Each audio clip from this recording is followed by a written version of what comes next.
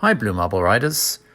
This video is about why I'm changing back to my old chain lube. I started using heavy duty gear oil on my chain about 6 months ago, and while it lubes really well, it has some downsides. Also, I apologize for the sound quality. GoPros, you can't live with them, you can't live without them. So here we are, we have the chain lubes I've been using for the past year, and they have definite pluses and minuses. The gear oil is really cheap. It's also pretty easy to put on, although it can be messy. It lubes the chain the best in my opinion. It's supple, it moves, it coats it, and it's best for when there's rain. It really seems to repel the moisture and keep it moving. But the massive disadvantage to it is essentially this sort of stuff here, and I'm trying to get some light on it. I don't know if you can see much in there, but this stuff gets everywhere, and it has really messed the Suzuki up. The big V-Strom is a dirty pig, as I said, and if I go in here and I'll bring some light in here, you can see it's all over the place. It's even up on my spring there. It comes up under the seat. It's on my linkage down here. And the chain is well coated with it. Unfortunately though, it also picks up a lot of road grit, and it picks up a lot of dust, and the wheel is not spinning very freely at all. If I back off a little bit, you can see the wheel has no spinach to it at all. With the chain wax, I used the chain wax, and it's easy to put on and it's remarkably clean. The problem with it is it seems to be really easily displaced off the chain. It sort of gets squeezed out of where it's supposed to be. I'm not convinced that a chain wax for me, and for you it may work beautifully, and I've used them for years, but I definitely felt the need to move on. The chain was probably worse than it is now. It just seemed to mount up and aggregate and then end up stopping the wheel turning freely. Worse than that. And then finally I've got my Motul chain lube. And the Motul chain lube is again easy to apply. You've got this here. It's definitely the most expensive of all of them. This was 18 bucks Canadian. Don't know if there's a price on this one. $10.99. That was quite a while ago though, so I imagine it's up to about 12 by now. And this probably, I don't know if there's a price on this one, but I'm guessing there's a lot more in here. And I'm guessing that was about 10 bucks, something like that. I could look it up. I'll post it on the video. Overall though, I have to say, the piper's in now and I've got to clean all this off, and this is the disadvantage to gear lube. Okay, so while I think it works probably best overall, until you have to pay the piper and clean it off because the wheel's no longer turning, it's so gummed up. Actually, if you look at the back wheel and you look in here, it is, but it's you know, a lot of it stayed on the chain and a lot of it's gone everywhere else. I always lube after the chain is warm, so I'll wash the bike, I'll go for a ride, I'll come back, I'll lube it, and that's supposed to help bond some of the oils on it. It doesn't work with gear oil. It will work with wax, and it will work with this. The cleanest out of the three is the chain wax, but the Motul's pretty close behind it too. I think after I've cleaned this off, I am going to go back to the Motul chain lube. I haven't found anything better for me. It is expensive, but I really don't like having to clean this gunk off, and it is absolutely everywhere. Okay, like I said, it was going to be quick and dirty. The second part to this is going to be cleaning it off.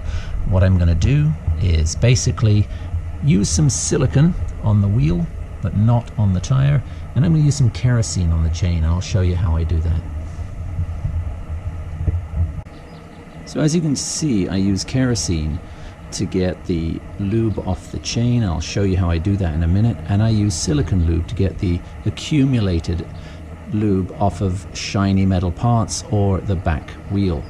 A big caution with using silicone lube: if you get that on your tire or your brakes, you are doomed to fall. It is the slickest stuff I've ever come across, and if any gets on your tire, you better spend a lot of time trying to buff it off, sand it off, whatever you have to do, get it off. You will be having a high side or a low side before you know it. Kerosene, I use 3 rags. I start with a really dirty one, a moderately dirty one, and then a clean one, and I do it 3 times, and I'll show you what I mean by that. I'm basically going to run the chain through those rags. I'm not going to take the chain off, I'm just going to run it through and get most of the grit and grime off it. Okay, with the silicone lube I'll use a clean and a dirtier rag. The dirty rag will be the first pass, the clean rag will be then to buff it up. Okay, I'm not going to show you the whole thing, but I will start and show you what I do, and then I will hopefully show you the end product after many hours of gruesome cleaning. Okay, so what I've done is I poured a little kerosene into a container, and as you can see I've got some gloves on. I've actually got 2 layers. I've got a pair of blue gloves underneath here that are also kerosene proof. Kerosene will actually eventually destroy rubber, and it will burn through it and you'll get holes in your gloves. So having 2 layers gives you that warning. When the top one goes, use the other one. Kerosene is awfully smelly. Don't do this inside. You're not going to get rid of the smell for several days, but it is a really powerful degreaser and it's cheap. That's why I use it. Some people will use a face mask. I'm satisfied with just being outside. If it gets too overpowering, I will put one on. That's your call. I'm not recommending you do what I do, but this is what I do. So I will basically saturate part of the cloth, and then I will put my cloth on there, and I will start to run the chain right through with one cloth first of all. And you can see as it comes out of the other side, you can see that it's starting gradually to clean up. This is the lazy man's way. I'm the first to admit it. The lazy man's way of cleaning a chain quickly. It's not. I'm not taking it off. I'm not using a toothbrush. I'm not going through this thing. I can already feel it freeing up. You can see quite a bit of gunk coming off that now.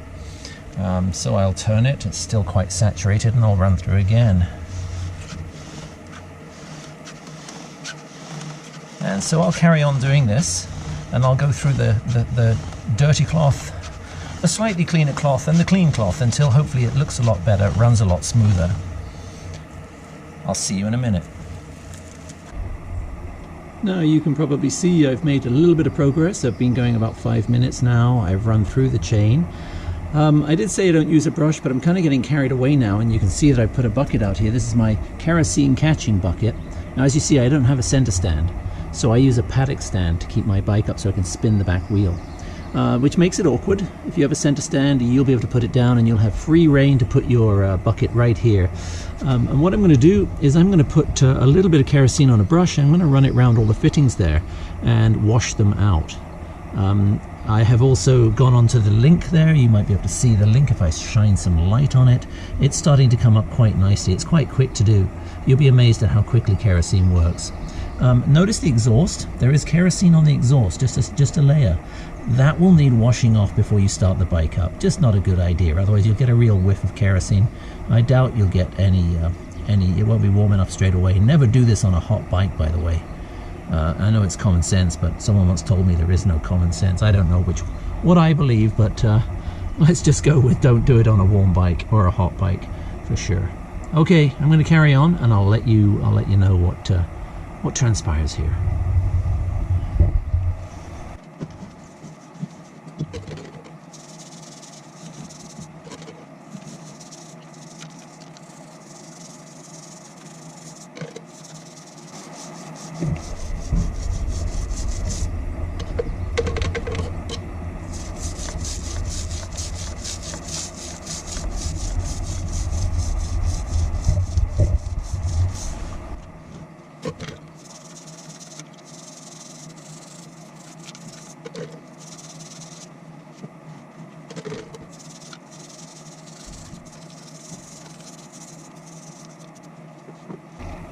So you can see she's a lot cleaner than she was. A lot of the grease is off. I've just run a clean cloth over her, and I'm not getting much more off of that now. So there are some portions. One thing you should notice is take a look at my glove. The first layer has burned through. So that's an indication to me that I should probably get a second pair of gloves on if I'm going to keep kerosening. Although I'm not going to now, I'm going to move on to the silicone. Look at the runoff down here. You will have to clean that off. A lot of that was actually the oil that was just lubed on and flung off as I rode the bike. I'm not going to use kerosene or silicone for this because obvious reasons, it's very slippery stuff. After I've done this, after I've siliconed off down here, I will actually then wash the bike thoroughly and inspect the wheels, the exhaust in there. So let's see if I can get some light on that for you, and make sure that any residual kerosene is off. You can see I've gone over quite a bit here, really made a bit of a mess with it, but it will come off nicely once I wash it. It'll be far easier to roll off than thick goopy grease. Alright, next step, silicone. So with the silicone you always spray onto the cloth, so make sure you do that. Don't point it at the wheel if you don't have to. I am a little bit because I want to show you what I'm doing, but I'm spraying it onto the cloth, not onto the tire or the wheel, and then I'm only putting the wheel where it needs to go. But if you look carefully as I rub this, you will see it just coming off really, really quickly. It's taking it off beautifully. Do not get that on the tire, as I keep saying. Take a look at that. There's a lot of dirt on that right now that you can see. So I'll do this for a bit and I'll get back to you with what it looks like when I finish this. Well, okay guys, I think you can see the rim is shiny now. I have managed to get most of it off. I'll give the wheel a little turn, and yeah, the silicone took it off just so easily. Literally 2-3 minutes, just a quick spin, and keep changing the cloth and putting some more silicone on the cloth when it gets loaded up. Simple as that. Gone are your troubles of having to pick off grease or try to wash it off with soap and water. Don't even bother. Use the silicone, don't get it on the tire, please, and then wash it off. I'm going to thoroughly wash this bike now, including, as I said, the kerosene on any traces of the exhaust or the catalytic converter. Don't want that to heat up. And, well, I'll give you a picture afterwards. Okay, cheers, see you in a minute. So while everybody has their opinions, for me, the Motul has always worked the best for me. The least fling, the most rollability, and easy to apply. I'll leave an affiliate link below if you're interested. Thanks for watching, guys.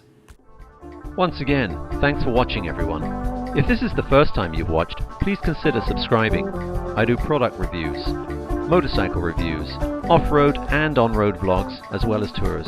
Don't forget to follow me on social media, that's Instagram, Facebook and Twitter, and to like, and especially, I'm begging you here folks, subscribe. This is the BlueMarbleRider, out.